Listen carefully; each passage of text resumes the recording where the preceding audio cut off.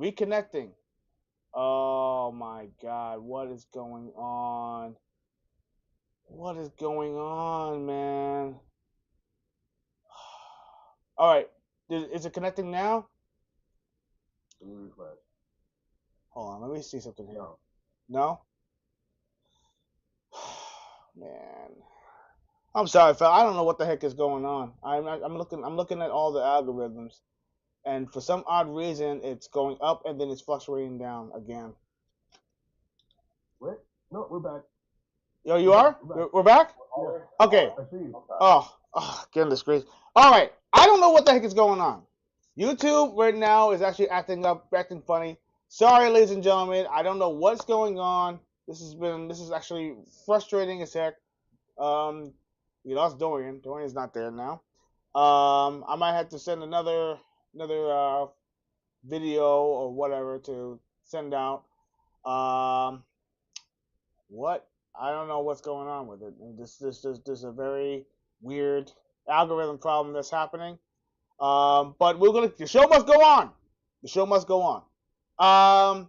So if you see 3 or 4 videos, trust me, there's issues going on that actually happened. So we're gonna be going into the next one. So we're gonna go right into our next segment. We're gonna talk about Uwe Ball and hopefully the same problem won't happen again. We apologize. Like I said, it's actually an error that's not on our point. And we're gonna keep this going. So Uwe Ball, he's infamous for a lot of mishaps in the um, video game adaptation uh, industry. And if you remember those wonderful movies such as Blood Rain and Alone in the Dark and House of the Dead, all of which bombed in the box office. By the way, Postal. and on Post. Oh, don't get me started about Postal. Postal was Um, yeah. So let's just put it to the sad state of it. Is it doing it again? Oh boy. Okay, good. I think we're good. We're good. No, I'm sorry. working. Okay, good. I just want to be sure. Just want to be sure. All right. So anyway, all I'm saying is Uwe Ball and everything was the bane of the whole entire movie industry when it comes to video game adaptations. Each and every adaptation that he ever did, he turns into mud, which mud that turned into the crap, into the crap turns into the feces, the amoebas that actually ate off the crap, and so on. I can go deeper if you really wanted me to, but it was bad. It was crazy. Yeah, it was so bad. They even had crappy sequels. Yeah, they even made crappy sequels. So actually made Blood Rain 2, and I think they made a third one, and then it was House of the Dead 2. Which is no better. So bad, so bad. Terrible time.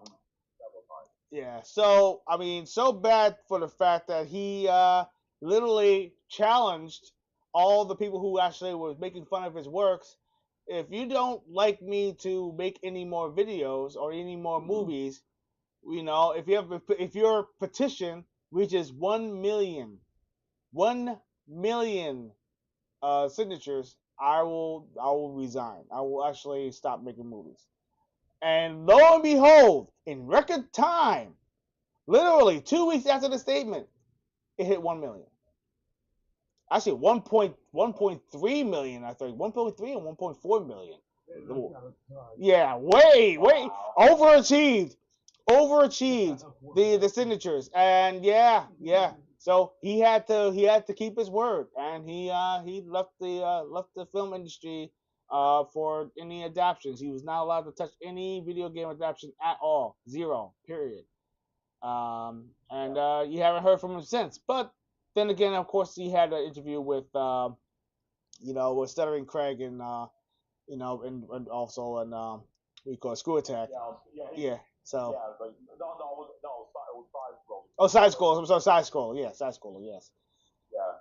They were talking about saying that if you want to have another chance to make House of the Dead, he said he would do it right. And I said to myself, okay, well, if you had the chance to do it back then, how come you didn't do it right the first time? Well, the obvious answer is is pride. He was very prideful. He really was thinking about himself. Let's be real. Yeah, arrogance. His arrogance was his arrogance was off the chart. Maybe you should have heard some of his interviews before he actually did that challenge for the. He says that my work is fantastic.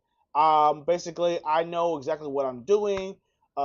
He said something about my adaptations and everything were better than the game. I was like, wait, no, no, whoa, slow your roll. You remember? Yeah. He was wow. He had a lot of balls to actually say that to all the gamers, you know. And he's like, "Well, I'm not making the movies for you." I was like, "Whoa." Then who are you making it for? Who are you making it for? Yeah. Holy crap! That he. Mmm. This, okay, check this out. Oh, check this out. Check this out. Bowles films were often considered cash grabs, yeah, which is true, rather than serious attempts of storytelling. His controversial interactions with critics, which is what I want to mention, including staging boxing matches to fight his detractors. Oh yeah, I remember that. He's like, come into the ring, and if you have a problem with my movies and everything, come into the ring and everything. We'll fight it out and everything. God. Boxing match. Wow. Yeah. Wow. I still remember that. And also, not only that we were in the UN Bowl era, but remember we had like two terrible Dungeons and Dragons movies. Well. Ooh, yeah, that's right. I forgot. Oh God. Yeah. Woo! Oh Those boy. were the dark times we were living back then, though. Listen, let me tell you something. Yeah. Early 2000s, we had some pretty good games, though. But when it came to like video game movies, they were awful. Yeah, all of them. They're awful. Yeah. Well, here we go. The movie was Which one? Yeah, wait a minute. Didn't he? Yes, but didn't he also did a movie with Jason Statham? I think it was called In the Name of the King. That's what I'm talking about. That's Dungeon Siege. Oh, based off of Dungeon Siege, right? In the Name of the King. Yes, yes. Yeah, with Jason Statham. I remember that one. That was horrible. He was Far Cry too. Oh, and it's just Far Cry. Oh, God.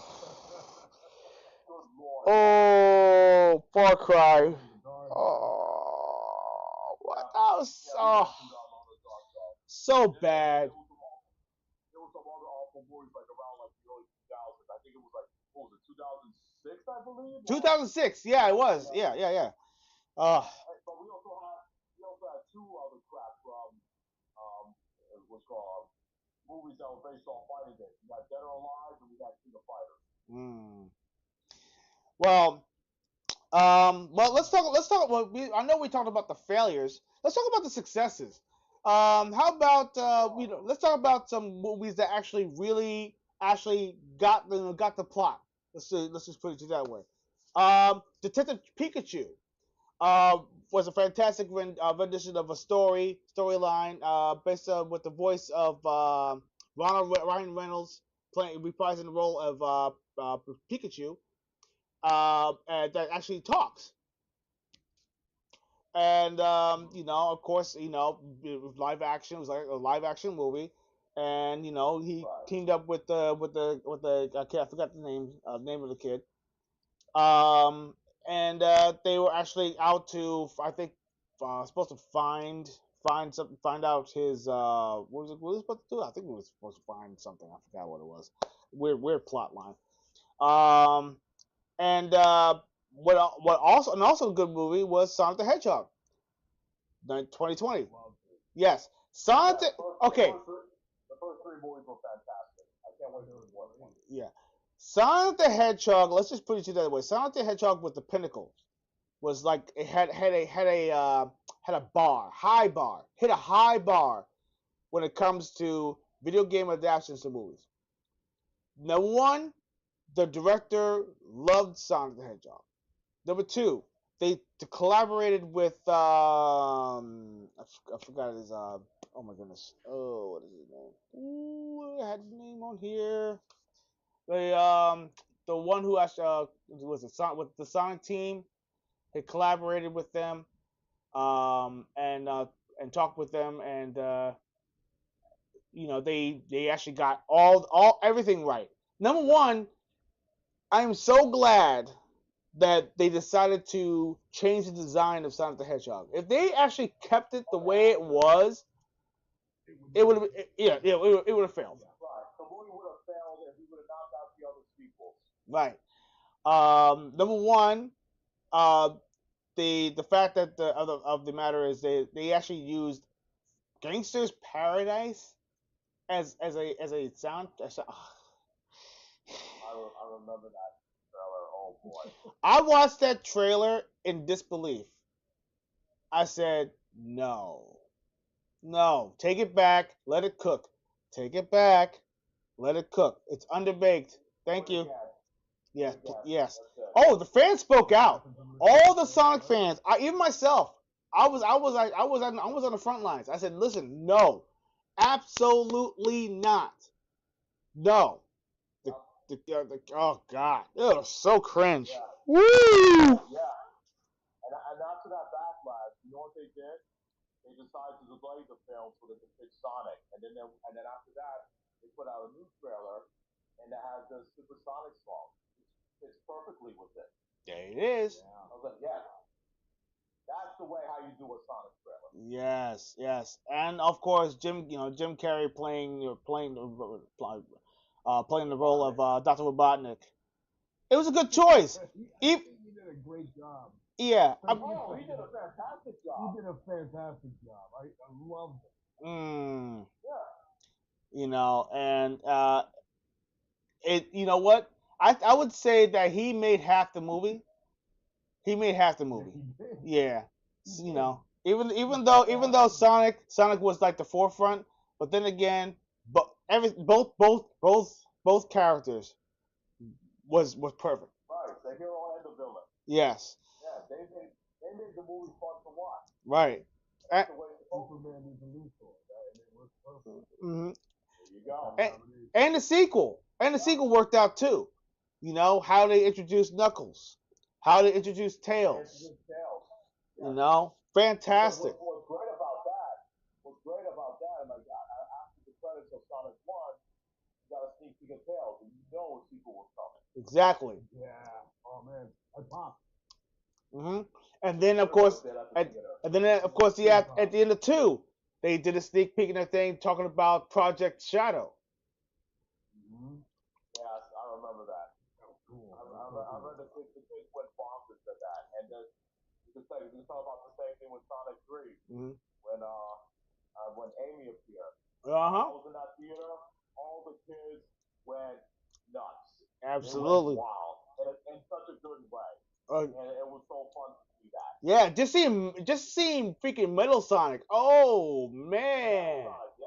I said, "Oh snap! This is awesome! Oh man!" But and then I was like, "Damn, Amy could kick ass." Well, then again, she with that big ass hammer, of course she can. The hammer of hers, yeah. You don't mess with her, she'll whack you with that hammer. Mm-hmm, absolutely. I wonder if there's gonna be that relationship. I mean, like that. They have to have that relationship where where Sonic is actually trying to get away from him. I can't imagine not having that though. But I'm hoping they show more characters. I would love to see Big the Cat there. I don't know. I don't know if Big is gonna be there, but I know that they're gonna do Rogue, Rouge. Yeah, Rouge is definitely gonna be there. She has to be there. She has to. Rouge has to make an appearance, and I think I would love to see Cream the Rabbit there as well. She would be great. Yeah, you should be. Yeah. And don't forget Omega, the robot. Oh yeah. Omega B. Yeah. Yep. Likewise, let's talk about not just movie adaptations. Let's talk about the series. Here's a couple of series that actually was direct to video. One on Netflix and one on Amazon. There's actually a series I would like to mention though. This was back in the '90s, and I thought this was a really good series, and it should have had a season two. Hmm. The first Mortal Kombat movie that came out in 1995 Right. was a very successful movie. Of course. Fortunately, Mortal Kombat Annihilation didn't live up to it. Nope. But they did a TV series called Mortal Kombat Conquest, and I like the concept of the film. I love the concept of the series because it wasn't a sequel to the first movie. It was a prequel. It took place during the time with the Great Kung Lao before he died to the hands of from Prince Goro, because we got to see the Great Kung Lao story, and plus we got to see other characters. And I love the fight scenes. Mm-hmm. Okay, I thought the fight scenes were fantastic, even though it was a little cheesy at the time. But they actually put it on like right after WCW Monday Night Show. So not only you got to see wrestling action on Monday nights, but you got to see some martial arts action right after that. Cool. And James Beat, he did a fantastic job as Raiden. Not Raiden, but he also did a phenomenal job as Shao Kahn. I think he was the best Shao Kahn actor. He was fantastic. Being able to play both roles is amazing. You know, that does take. Yeah, it takes a lot of talent. Of course, there was a lot of eye candy on that show. There was a lot of hot girls on that show, and of course, you got your martial arts and you got the hot face there, because most of the actors they had on the show, you know, some of them actually were models and Playboy models as well, and some of them actually worked on Baywatch. So they knew their audience. Well, of course. But it was very unfortunate that the final episode left you in a cliffhanger. So, and everybody was hoping for a season two. People thought a season two was coming. I mean, they had so many ideas, but unfortunately, they didn't want to give them the budget for it, so they had to cancel it. See, this is another problem. When something is working, when there's a series like such as Mortal Kombat Conquest is working, and okay, you know, and of course everyone is a go for the new season. It's up to the powers that be to say, hey, okay, here's another couple million to budget the next season. Get whatever you need, get the source materials that you need, get whatever you need, costumes, whatever. You know, let's make it happen. Let's get the writers on it. Let's make it. Let's make a new sequel. Let's make a new season, and they'll get the ground running. But instead, if the numbers are not hitting with most of the high execs, and they say, oh, you know what? No, it didn't hit the numbers that we wanted. They will actually cut it off, even though you have a fan base, even though you have a solid following. They don't care. Men lie, women lie, but numbers don't. Yeah, exactly. And that's what sucks. Exactly, it sucks. Which is actually the reason why the video games nowadays, they don't get sequels, because even if it's popular, if it actually has a nice following, if the numbers are not hitting, they will literally cut it at the knees and say, okay, you know what? Nope, it's not working for us. It's not making enough for us. That's what happened to games like Days Gone. They were supposed to make a sequel. It never happened. Why? Even though there was a following, it wasn't hitting. It wasn't showing the numbers that they wanted. And they said, you know what? No, we're not giving you the budget for that. But what we can do? We can have you guys work on a game that actually is making money for us, which is exactly what they do, which is BS, which I don't like. And I find it very very frustrating when you actually have a passion for a certain project and they don't give you the budget just because it's not giving the numbers that they want. You don't have the fanfare. Right. The fanfare is not showing the numbers, and that's what's so frustrating. So speaking of which, go ahead. It was very frustrating that the show Mortal Kombat Conquest had a very good. I mean, it was doing good in the ratings. A lot of people, had a very good following. And like I said before, these people had plans already to do a season two. They announced like what characters they were going to introduce and what the story's going to be, what they're going to follow through with the story and what they're planning to do it. But the fact is that when the company says that, oh, we're not going to give you the budget, we're canceling all that, and you got all these actors hyped, for the second season, they're like, oh, we have, our job is continuing. We're gonna keep on doing what we love. And then the minute when they tell you that, oh, the show's canceled, it just breaks everybody's hearts. Yeah. So speaking of which, let's move on to the next subject. And let's look on the other side of the spectrum. Let's talk about movie-based video games. Let's talk about video games that are based off of movies, franchises that actually have the licensed franchises. We can go way back to the beginning, and I think games like Tron, Aliens, and then of course games like Simpsons, the arcade game. There have been very many successes with games that are based off of movies or film or even television shows. Then of course there have been a lot of misses. For instance, everyone's familiar with the great video game crash of 1983. This is Boy. yes. E.T. the extraterrestrial. There was a big what do you call it, documentary about this game, where the developers of Adventure and what have you were put at the task of creating a game based off of the movie that was supposed to come out that summer or that fall, and they were only given like 2 weeks. Excuse me. Are you serious? Was it 2 weeks? It was a small amount of time. 2 weeks. 2 weeks.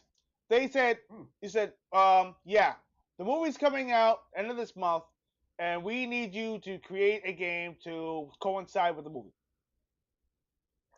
Oh, wow. And 2 weeks. yeah, Damn. okay, Good luck with that. yeah. So Yeah. yeah, see, look, it says right here, They not. weren't able to go home during 2 weeks. So they just stayed in the office. They were they were crunching. They literally had to sleep, eat, sleep, and crap where they worked.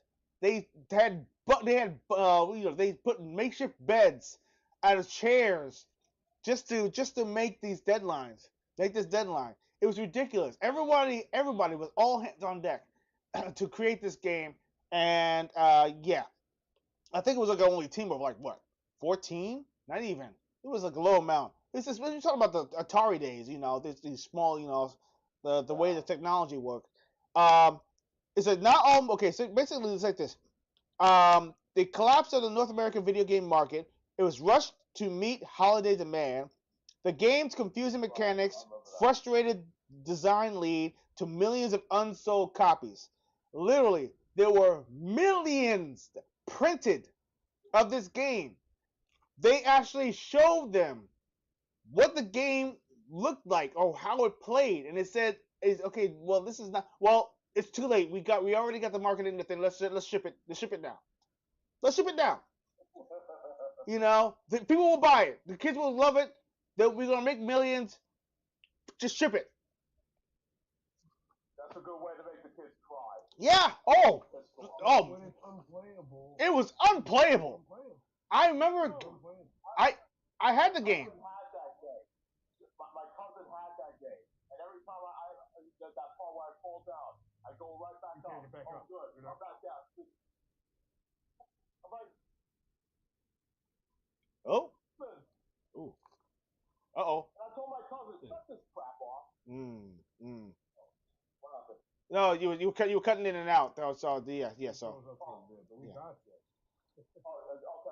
just want to make sure you got me. Yeah. You caught everything I said? Yeah, I did. Yeah, that part, yeah, I did. Yeah. So, man. Like I said, my cousin had that game, and I wanted to take that game out of the car and just throw it out the window. Wouldn't you get a strike if you pulled that game up? actual gameplay? Actually, you know what? Let me see if I can pull that one up. I want to pull that one up. Make the audience suffer. Yeah. I feel like Gonna this is laugh it's along with. educational. This is for educational purposes. Educational purposes. Let's go ahead and do that. Or they're not Let's. gonna like what they see. No, Gotta see what we're talking about. oh, they are going to hate Yeah. this. Woo, doggy. I mean, all three of us suffered through that game, so yeah. I didn't suffer from it until like years after it came out. And I finally, like, somebody had a copy of it. What, It came out, what, 83? Yeah. It was, I think it was 82 or 83, yeah. All right. Yeah, I was like a toddler. Okay. So I didn't play it until a couple years after. All right. I want to pop it up right now. 4 years old at the time. Hold on. I want to pop it up right now, and people get to see for themselves the horror that that is of this game. Green? Oh my god. It's just, oh gosh. I it makes me wonder what they were thinking, that oh goodness gracious. What a Video game developers there. These are probably like 2 dudes. what a disaster. Yeah. I heard all of that. It was like not even a handful of people in there. I had their ass for 2 weeks. Yes. I feel no, I feel bad for the dudes. They had to stay in the office. These guys, they couldn't go home. They had to stay in the office. They had to sleep in the office. Yeah, they did. They literally did. They were compensated well because man, for the we don't know their names. They don't want people knowing they're attached to it. That's not at the Fallout. I can't name them off the top of my head. Yeah, this right here. Okay, ET the game. Here we go. That had to be the worst 2 weeks of their lives, man. Oh my god. I wouldn't be surprised if they just quit. Like, we're done. Oh yeah. All right. I'm not doing this anymore.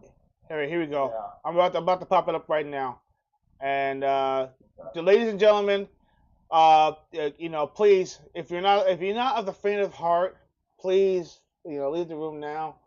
You are bound to find you're about to see a game that it will literally make you feel like movie, your childhood, and oh my gosh. Just stick to watching the movie. Yeah, just stay where stay in place. Let's just put it that way. Hold on, let me see if I can actually get this. I don't want people suffering through the game. Don't even emulate the game.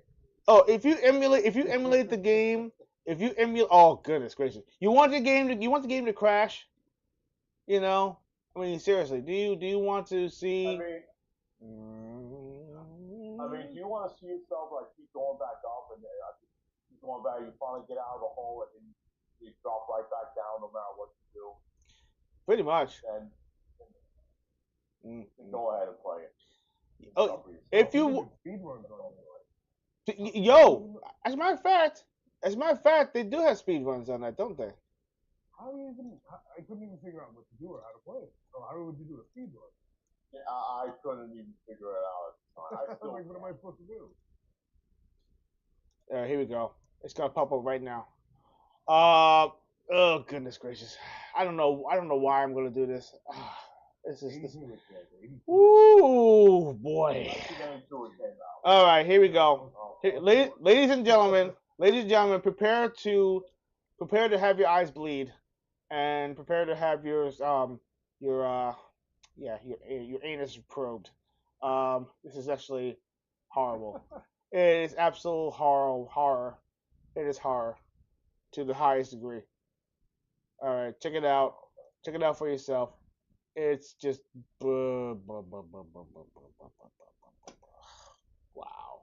There's some gameplay mechanics there I don't understand. Look at it! Look at it! Seriously. I just don't understand. And there he goes. Whoop! He's flying. So bad. So bad.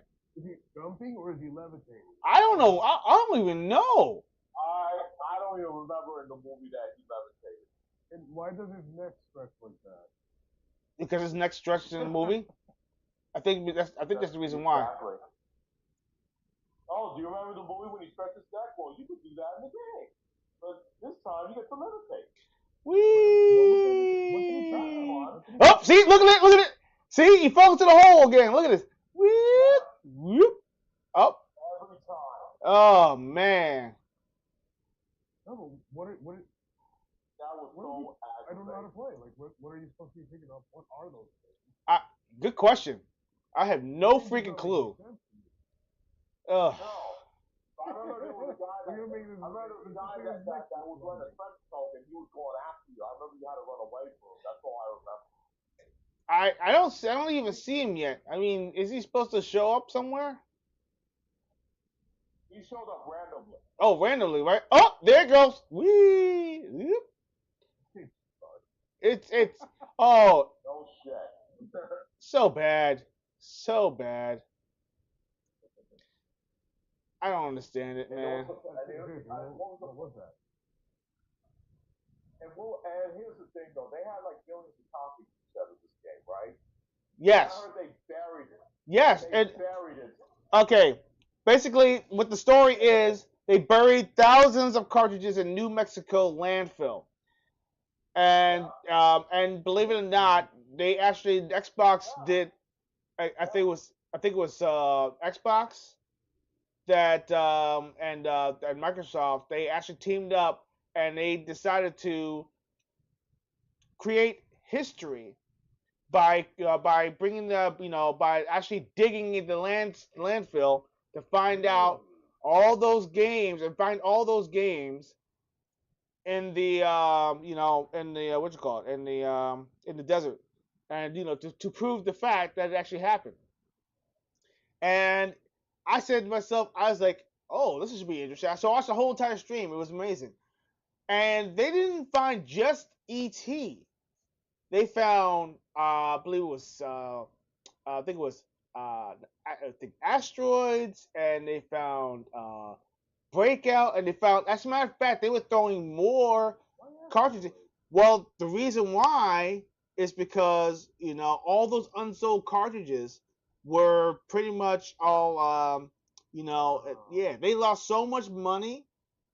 They it was worthless. All that stuff was like pretty much just plastic.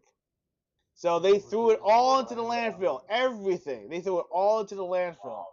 And and then of course when they did the excavation to find these cartridges, they found all these pieces. They found cardboard. They found old cases. They found instruction booklets and everything. Surprisingly, it didn't decay over them a certain amount of time. But then they found the copies of Atari, the Atari, Atari ET. And I said, "Oh snap! They found them. Cool." Um, but yeah, um, let's talk about other notable failures because I mean, obviously we are just about we got about 15 minutes. We got other notable failures to talk about, like such as Superman 64. Here's an elephant in the room. Oh my God. Oh man, oh man, oh man. That the shot across the bow that literally hit the chest. That was horrible. Talk about kryptonite? No, it was a kryptonite bed. It was a kryptonite house. Yeah, it was a kryptonite filled landfill. I was gonna say there was a decent Superman game that came out on the PlayStation 2, which was based off the animated series, and I thought that was good. It wasn't like great, but it was playable. It was enjoyable. It was decent. I forgot the name of it, but yeah, it was a decent game. But all the other games, Superman games that came out with, it hasn't really hit the Yeah, mark. Superman 64 was the worst one.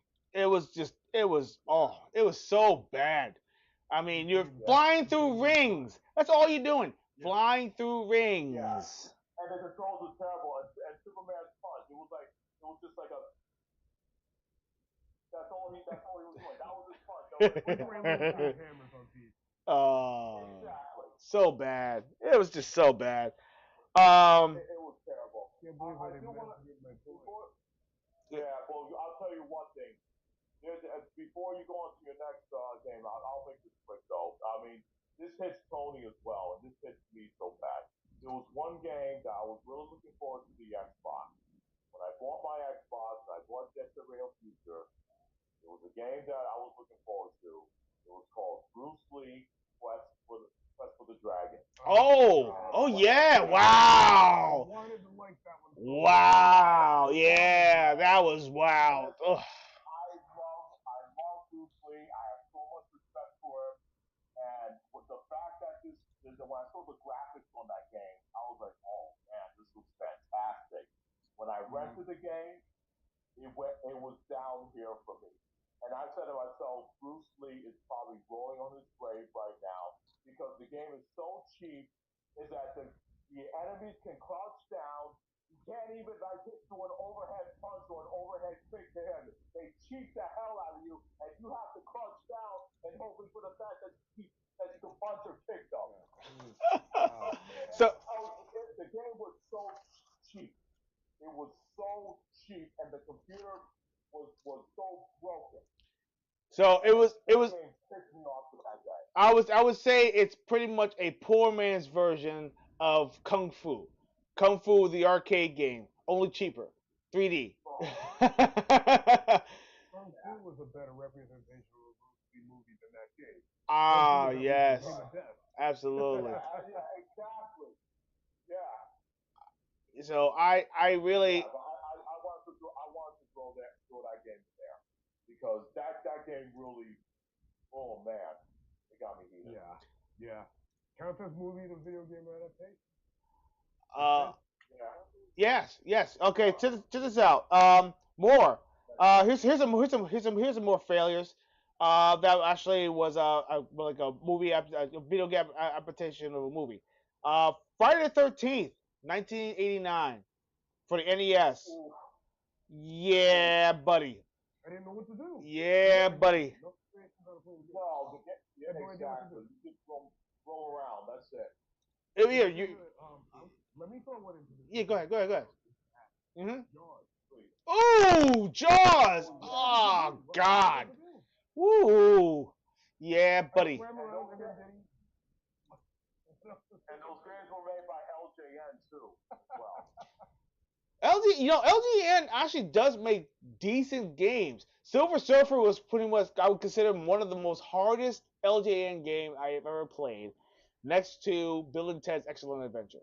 It was so bad, so badly hard, it was unfair. Like, literally, the most completely unfair game that I've ever played in my entire life. If you want a game that frustrates you so badly, it will make you want to pour milk. I mean, if you actually listen to one of the earlier episodes, players, talking about pouring milk into the NES, yeah, they will make you want to pour milk into your NES. That's how bad that game is. It was a game that should have never existed. I hate whoever programmed that game. They had a cruel joke that actually say running joke and saying, "Hey, here's a fun game based off of a superhero that you actually like, and you all die consistently. It's that bad. Silver Surfer, avoid it like the plague. If you want to die, go on ahead. Pick it up. I'm pretty sure you'll enjoy the hell out of it. yeah. And there's one other game too. Besides not this that Marvel character, but how about a Marvel team that they did? The County X-Men for the NES. Oh, gosh. Listen, I was a fan of the plot of the X-Men cartoon that came out. Not we're not talking about the '92 cartoon. We're talking about the early one. Okay, Mm. I was a fan of that cartoon. So as a young kid myself, and I started getting into the comics and stuff, and then collecting the cards. And then when I saw that it was coming out with an X-Men game for the NES, a friend of mine's had it, bought it. I wanted to get the game back to him right away. It's like, you know, Why did you even let me play this game? oh, Why did you even let me play this game? oh man. What else? Um, The Last Starfighter is another one. and I actually had high hopes for that game. Um, and believe it or not, it was supposed to be a Star Raiders 2, and they rebranded it as The Last Starfighter just because the movie was actually coming out around the same time. And I think they should have kept the name Star Raiders 2 because the game was just so bad. It was I was so I was excited because I thought it was going to be like the movie, this game, when they showed it in the movies. No, nowhere near it. It was nothing. It was Star Raiders basically with a 2 next to it. That's all it was. And yeah, and the fact that they actually had to add the last Starfighter to the name was a slap in my face. Um, I I hate you, whoever created that game. Why did you do that to me? Why did you ruin my childhood? Why do you think that that I would actually enjoy it? It was almost I could say almost as bad. Not really, almost as bad as ET, but because it was tolerable, but it was still horrible. I really feel like they really they didn't care. It was a cash grab. It was a cash grab. You know? Pretty much. Yeah.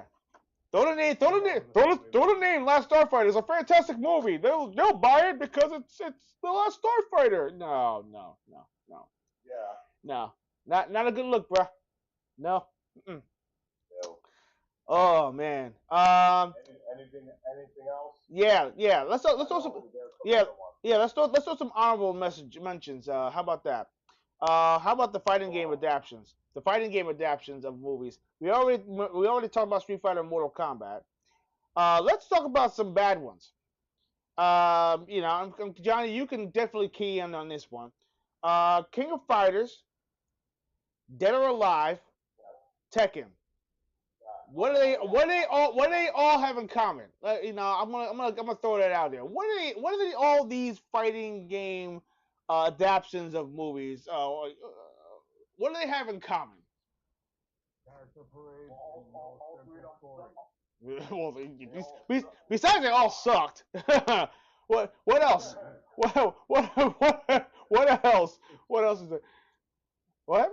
Go ahead. Like I said, they try to stuff too much into one movie and they don't have a central theme. So Exactly. And the it's all over the characters, place. yeah, the characters are not comparable to they are to the actual game. I mean, Eddie Gordo and Christine Montero didn't even know each other. Wow. Wait, what? Yes. Who wrote that? It's from the second film. It's from the second movie. And then Yeah, I know. Who's the writer? I have no idea who the writer is though. But I remember they did. I remember they did Tekken 2 though, because New Year's Revenge, which I never saw, but a lot of people said it was still horrible. Well, no shit. Oh man, that's so bad. I mean, look, the character development, weak storytelling, lackluster action. What else? Let's go into further detail. First of all, number one, King of Fighters failed because it was bizarre creative choices, nonsensical sci-fi dimension travel plot. Yeah, they were like in a dimension. I'm like, what the hell? That's not what AOS put out. And for goodness sake, who cast in Maggie Q was wise to annoy? Oh, you mean Miss Floorboard? Yeah, Yeah, yeah, okay. And Sean Paris as Kyo Kusanagi. Kyo Kusanagi is Japanese. Why do they cast a Caucasian man? So bad. It's horrible. Uh, And Ray Park looks so laughable as Regal. Yeah. So bad. So bad. But here's the. Good. Yeah. No, I was gonna say the guy who played Terry Bogard in King of Fighters, he's actually a stunt guy, and I think he directed some really good action films. I forgot what was his name. Oh man, what the hell was his name? But he actually directed some really great movies. I just find it odd he played Terry in this horrible film. You know, I but think I would say. David Lynch. Go ahead. I think his name. Oh, now I think it came back to me. It's David Lynch. I think is his name though. Oh He's really yes, done some good yes, work though. yes, yes. Look up his IMDb. Yeah, take a look at look at his IMDb. He does some really good stuff though. Yeah, go ahead. Take a quick look at it. But I just find it's just crazy that he actually played Terry in this horrible adaptation of KOF. Mm. They really missed the plot on on I mean time travel though. I mean, who came up with the idea with time travel for King of Fighters? Really? Time travel? Bruh. I mean, I understand that you want to throw the sci-fi angle, but come on, man, really? King of Fighters? Why are you gonna just slapping a name on there? Oh, we're gonna get that crowd. They're gonna watch our movie. Yeah, buddy. Street Fighter treatment. Yeah. Oh, well, here's another one. I mean, here's a bonus one. Because I actually didn't write this one down. Final Fantasy, The Spirit Within. Oh yeah. Yeah. Yeah. It was boring. It was. I found it boring. I fell asleep. It had nothing to They're do. not showing off a new toy. That movie. Everything was CG. That's all. Yeah, pretty much. Yeah. They were testing the waters. They were testing the waters to create story narrative using the most high tech facial animations that was known to the industry. It revolutionized how movies were actually made by creating a visualized what is it called the facial animations the Pause for a sec. Hold up. Go I ahead. want to go back on David Leitch. Oh, okay. He's the co-creator of John Wick. Yeah. Yep. Co-creator of John Wick, and he directed Deadpool 2. Sorry, Colin. Go back to No. That's a very good. No, but like I said, he does really good work though. But I just like I said, it was just funny that was one of his first. Yeah. He directed Fast and Furious too. Yeah, he's actually pretty good. He does really good work. He directed Hobbs and Shaw. So yeah, Crazy, right? He's no name. No. So why? My question is why? In King of Fighters, I mean, it could have been a fantastic movie. It could have been a fantastic movie, but the problem is that every single plot in the movie made no sense. It had nothing to do with the game adaptation. It didn't talk about anything about the Rochis. It didn't talk about none of that stuff. Yeah. Listen, I get. You want to have a different idea.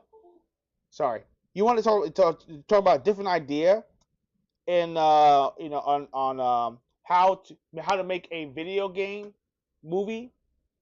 But when you're talking about a plot that makes no sense with the source material that was given, you're doing it wrong. You're doing it wrong. And really, when it comes down to like game movies like Sonic the Hedgehog, take notes. Super Mario Brothers, another one. Take notes. The new one. You have to understand that there's a certain standard that you have to go by. Yes, I understand that you can't go plot for plot when it comes to a video game adaptation. I get it. But at least stick with the source material. Make it believable. Use the material it is. If you have to make an origin story, hell, you can even do that. Do it right. Yeah. Well, yeah, that's true. But they were very close, but it wasn't dead on. It wasn't that. Listen, Dead or Alive. Dead or Alive and everything is a Dead or Alive was close, but the action was horrible. The writing was horrible. There was a lot of eye candy in there, and I like the fact that they actually had Kevin Nash as Bass Armstrong. I like that. It was cool. It's cool. But Come on, man. I mean, I did one of my favorite fighting franchises. Really, like one of my top three, and you're gonna sit right there and ruin the whole entire story. And I think it was was it the same one? Jason was her name again? Amy Lynn? What was her name again? Kim. Gosh, the one who played it. Kasumi. Oh, that was she was in Too Fast and Furious. I forgot. Yeah, was it Devana Oh, Osco? Devin, no. Yeah, No, yeah, yeah. no, yeah, yeah. Yeah, she was also in War as well with Jet Li and Jason Statham. I remember her. She can't act, dude. She can't. I've seen better. She No. can't. I've seen better acting from extras in Godzilla movies. Oh. She cannot act. Godzilla! Yeah, because she was eye candy. Don't get me wrong. She is very good looking back in the day. Listen. I don't care about eye candy. But I mean, If you're gonna, You don't think so? if she can't act. No, she can't act, but she's very good looking. If she wants to be like a model, she's perfect for it. oh, that's true. She's good enough to be an actress, but I wouldn't go that far. Nah. No, I didn't mean an actress. I mean she's a model. Like she's gonna be like a model. Yeah. Maybe like an import model, like from that kind of car. That's what I'm saying. Oh, okay, that's what I'm saying. I thought we were talking like Heidi Klum or something. Nah. No. That's not what I said because we're back in like in around the 2000s. You had a lot of import models, and if she was gonna like start a career like that, she's perfect for that. But as an actress, no. I can see her at car shows, no problem. Oh, yeah. She could probably sell a car faster than she can actually sell a movie. Oh, jeez. Oh boy. So yeah, and of course Tekken, another movie that actually didn't hit well. I mean, the fact that they actually chose the one who played I forgot his name Eddie Goro, they chose chose a perfect martial artist for that. Yeah. Yeah, he's pretty good. He's very good. Dude, that fight scene he had with Tony Jaa in The Protector. Oh my God, that was amazing. Oh yeah. When I saw that, I was like, oh, that's the Eddie Gordo right there. And Lord behold, he got past the role. He's perfect. So just like the guy, he does his style. Exactly. Perfect. Yeah. Eddie would fight based off of him. Right. So anyway, so let's go because we're actually running out of time.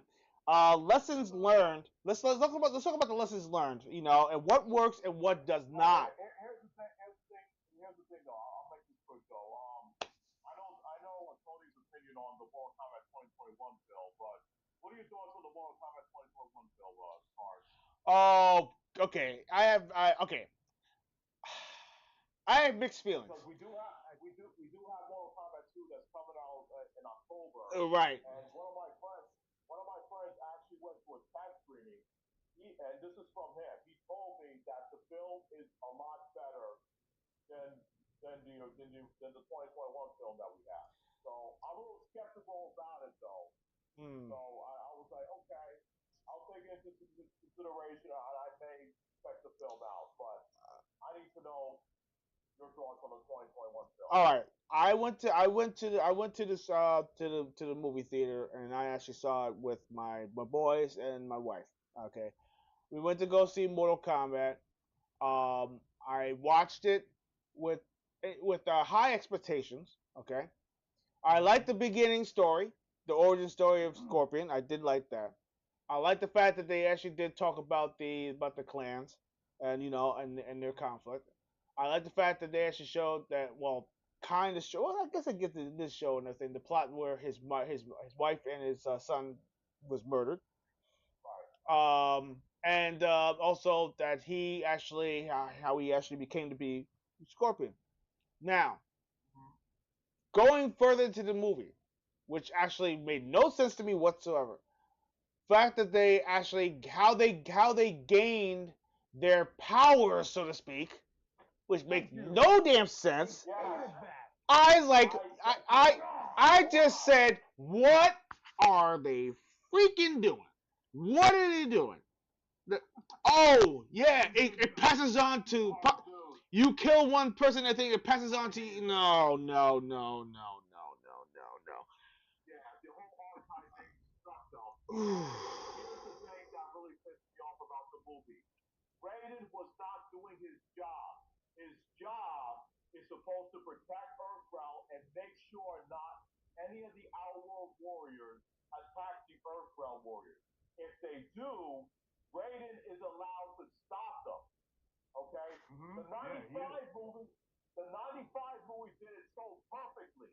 Because remember when Shang Tsung was sending out Scorpion Sub-Zero to attack Johnny Cage, Liu Kang, Yep, and yep, Sonya, yep. and then Raiden came out and stopped them and told them that your Sideshow Freeze attacked by fire. That's expressly forbidden before the torment, and your Emperor knows it. So he was just protecting them and like some electric gate though, and then he didn't even protect Jack though, who was getting attacked by Sub-Zero. Like they did Jack 30.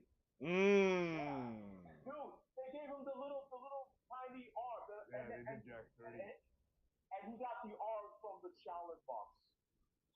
Which make Where did the Shaolin monks learn how to build bionic arms? Now here's another thing that actually was made no sense. The arrogance of Kung Lao, the arrogance of Kung Lao and Liu Kang. That didn't come across. That didn't come across well with me. Another thing, Kano. Why was he? It seemed like he was kind of like just coming along, with for the ride, as part of the group. No, he murdered Sonya's friend and also comrade, right? Which is the reason why she was going after Kano. That wasn't really expressed too much in the movie. Yeah, granted, they did fight. That's a huge part of it. Yeah, a huge part. Yeah. What were they thinking? They didn't. They completely missed that. That's one of the central plots. Yes. Exactly. And even worse, which made no sense to me at all. There were characters that weren't even supposed to show up that actually kind of showed up anyway. And I'm like, and who was this guy? Who was this nobody that just kind of threw it into the movie? Oh yeah, I gained this ability to be able to absorb power. Yeah. Let me tell you something. Louis Tan is an excellent martial artist, but the character that he was playing a Gary Stu character. Like he just gets these powers out of nowhere, and he slaughters Goro. Another character they wait. Yes, that was horrible. They did Goro. Yeah, dude, Louis Tan could have played a Mortal Kombat character. Why did he have to play this character this original Gary Stu character that nobody liked? That's what was frustrating. And let's talk about Rico. Rico looks like a bootleg version of Shao Kahn. I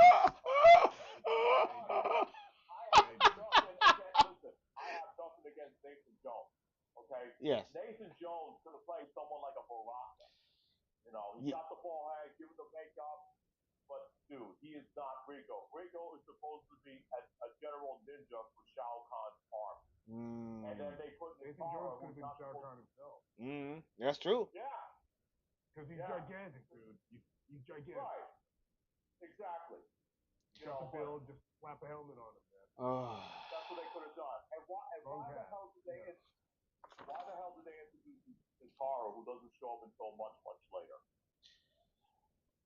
Yeah, that's another one. That's true. And why does Cabal have his max and he's already burned? Because remember, even though Cabal was with the Black Dragon, he doesn't have that max thing until like much later. Remember, he's supposed to get like brutally attacked by the extermination squad during the Mortal Kombat 3 story. Yes, so yes. That was all mixed up around. All right. Well, yeah, we have so much. I mean, you can go further, way further into all these plot lines and storylines and stuff like that, especially what they did wrong. And I'm hoping against hope that the sequel actually does does actually address all the problems of the first film. And from the test screenings, yes, I did hear a lot of positives. And of course, there's still a little skepticism, but I heard good things. But now that we're going to try to wrap this up and everything because right now we're actually really squeezing on time. Let's talk about some lessons learned, like what works and what doesn't.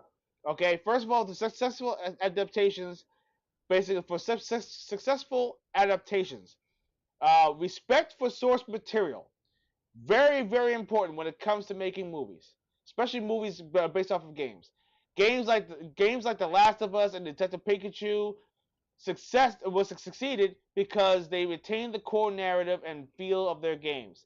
I had to beg to differ for The Last of Us because once it got further into the show, it really started. I started really started losing it. They lost me. They lost me. Strong narrative focus, very important. So adaptations prioritizing storytelling like GoldenEye 007, Spider-Man 2. They avoid feeling like rushed cash grabs. Very, very important. So games like that, if you want to sell the game and you want to, leave a lasting impression, you got to make sure that the games are actually good and actually uses the source material well. Of course, you can put the gameplay elements and stuff like that. You can throw it in there, but don't decide to go willy nilly and just slap a freaking name on there and say, yeah, here's a game based off the movie. No, no, no, absolutely not. It doesn't work that way. But The hmm? Hudson Hawk game that came out in the NES. Oh jeez, oh jeez, dude, yo. No, it's fine. Mm. And I would like to bring. Okay, we're gonna do that. Remember that Terminator 2 game that was on the NES and SNES? That was a bad one. Yeah. But here's the thing. Luckily this year we're gonna get a proper Terminator 2 game. Oh, I can't wait till that comes out. That's supposed to come out later this year, isn't that right? September. Yes. Yeah, Oh, take my money. Looks really, really good. You know. But Christmas list is rising. yes, indeed. My backlog and everything is getting way too large. Pause. Um. So here we go. We got so failures and common pitfalls. Let's go. Let's wrap this up. We got rush development, which is actually a problem. Like games like ET and Superman 64, they were made too quickly and leading to disastrous results. Obviously, unnecessary plot changes. Aha! Movies like Super Mario Bros. And King of Fighters made drastic alterations, losing the appeal of their franchises. So true. And then ignoring fan expectations. This is a big one. Fans expect familiarity and adaptations that deviate too much, like Tekken. Oh, sorry. Let me rephrase that. Fans expect familiarity, comma, and adaptations that deviate too much, like Tekken, Legend of Chun Li. I didn't even mention Legend of Chun Li. Holy cow! Yo, wow, that was so bad. Oh, bro.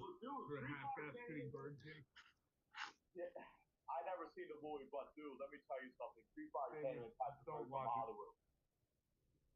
Hmm? Yeah, I won't watch it, but let me tell you, so Street Fighter came in Patrick Ray. Even got a new movie coming out, and the cast doesn't even look that promising. I That's gonna be three strikes. I am worried. I'm worried so much for that film. I'm afraid that it's going to bomb again, and I don't think they'll ever be able to touch Street Fighter ever again. I don't think Hollywood will ever. They will literally turn them away and say no. Capcom will sit right there and they will slam the door in their faces and say, "No, you're not touching our franchises ever again."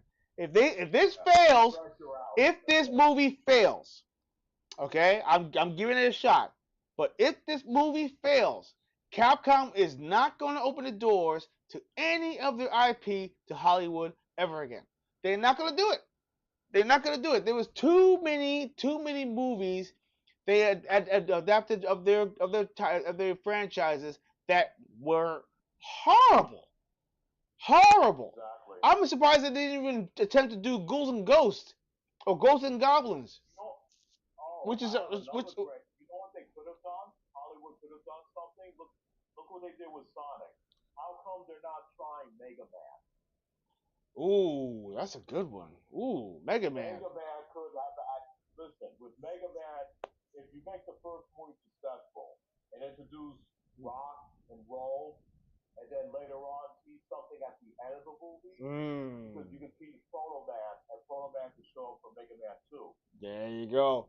You know? Yeah, and the plot line, and also the relationship, and they and you know here's a great thing though. What they could do is actually talk about this backstory between Dr. Light and Dr. Wily. There's there yeah, they can really go deep into that because there is some kind of rivalry or relationship between the both of them that actually caused them to actually do what they're doing. You know, Dr. Light with the Mega Man, right? And That's what I'm saying. This they could do like Mega Man games. It'll be fun for kids, and it could be fun for the adults as well, especially adults that grew up playing with these games. You know? Right. And I can definitely see this making like so many sequels. They could introduce all the other robots that Mega Man fights and all the other characters. I mean, I'm surprised that they're not going forth with this though. All right. But yeah. So. Same. All right. So right now because we're actually running out of time. This just got like another 5 minutes or so. So my final thoughts. My final thoughts are such: the intersection of gaming and film has been marked by tremendous successes, infamous failures, and everything in between. While early adaptations suffered from poor execution and rushed development, modern approaches focus more on faithfulness, storytelling, and gameplay depth. As both industries continue to evolve, their shape the future will likely become even stronger adaptations as long as creators learn from their past mistakes. So my final words are: if you're going to make a movie, any type of movie that's based off of any video game that is going on right now, or better yet, even a series such as Fallout. Fantastic show, by the way, which actually is getting to season 2 and a season 3. Believe it or not, they already greenlit that. Stick with the source material. Just stick with it. Trust me, the fans will come. If you sit right there and you actually decide to make the movie your own and ignore all the points that actually make it what you're making the movie about, you're gonna lose not only the fan base, but you're gonna lose the license and you will never be able to touch those video games ever again. So my suggestion is do it right the first time, and you will see sequels, and of course you will build a bigger fan base. So saying that, this is the end of our episode. Even though we had a very, very rocky start, I thank you for all who actually are watching. Please hit the like and subscribe buttons. We are just about there. Well, listen, we're at 88 subscribers right now. 88. Wow. 2 more before 90. 10 more before, 12 more before we hit the 100 mark. Trust me, you are going to enjoy the giveaway that we are going to do. Please hit subscribe so you can get a chance. Also, go to our Patreon. You can actually see our wonderful little icon, our QR code. You can scan that with your phone. Go to our Patreon. $5 is all it takes. $5. You can actually be able to become part of our Sounds of Treble team. We'll go put your name scrolling right across the bottom of our screen. And if you decide to become a Patreon ambassador, you can actually get the opportunity to have your name in gold. Also, you will actually send you a one of a kind gaming treble polo with your name rendered on there, just for saying thanks for actually contributing to ours. There's only $500, and we only have 4 slots. That means four chances to get into it. And yeah, that's all I got for you. Oh, was that again? Sorry. I'll come do your laundry. Oh yes, and we'll come to. Wait, what? What? Laundry? Wow. Whew. Listen, Oh, wow.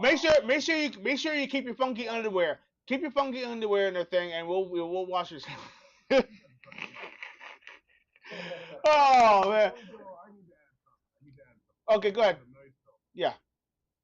I found a foolproof way for them to stick to the source material, especially with newer games with deep storylines. Okay. Why not just get the director and the writers in those games to work on the Hollywood movie? Mm. You can't fail if you do it that way. I think there's too much pride. Back up what Johnny said with Mega Man. I want to know, chat, anyone listening, I want to know what games you want to be made in the movie. Yes. Yes. And on I that like to note, see that as well. Indeed. speaking of Van floating around in the background here, I gotta get out of here and do somewhere else. Yes. Indeed. So, guys, you know we gotta make it like a banana and split. You know, and of course that's a very old dad joke. So I'm Torrance Hudson, also known as Hud Zero, the old school gamer on Ironheart Xbox, and of course, you know my crew. Why don't you go ahead and hit your shout outs, and you know, so we can get the heck out of here. I'm Tony San Miguel. You're ready for that stuff and action guy. I'm heading up. Way on. Thank you for tuning in, players. And remember, one thing about gaming, it's all about fun. Take care of yourselves. I'll at your boys. Smash that like button. Indeed. Keep leveling up, and we will see you next time on the next gaming treble. Have a good night, fellas. See you later.